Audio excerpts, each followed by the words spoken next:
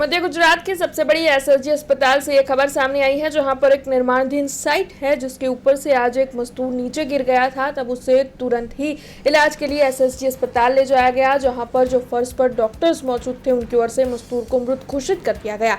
अब ये हादसा किस वजह से हुआ है, इस बारे में अभी तक कोई ठोस जानकारी सामने नहीं आई है। हालांकि पुलिस को इत्तला दे दी गई थी, पुलिस मौके पर पहुंची है। पुलिस की ओर से इस मामले में आगे जानकारियां जुटाई जा रही है। तब एसएसजी अस्पताल के आरएमओ डॉक्टर हितेंद्र चौहान ने इस मामले में प्रतिक्रिया देते हुए क्या कहा है, आइए सुनते हैं। નવું જે બાંધકામ ચાલે છે એમસીએચમાં, એમાં પણ અત્યારે પૂરી માહિતી મને બી, કારણ કે મને જે મળી છે ઇલેક્ટ્રિકલનો માણસ હતો, અમારે વિદ્યુત ડેપ્યુટી એન્જિનિયર જોડે બી હું વાત કરી લઉં એ લોકો શું છે, હું સિવિલમાં છું, એમને પૂછીને તમને પાકી માહિતી આપું એક્ઝેક્ટ શું થયું છે.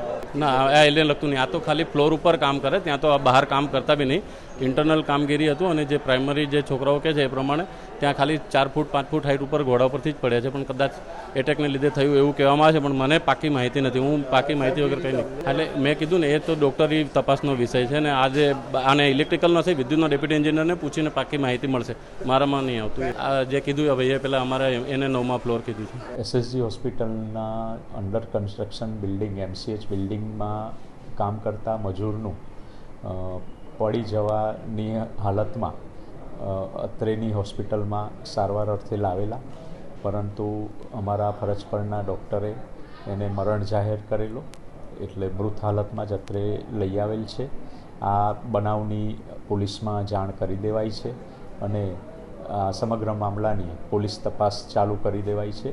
જે હકીકત હશે એ પોલીસ તપાસમાં બહાર આવશે અને પોસ્ટમોર્ટમ પણ કરવામાં આવશે.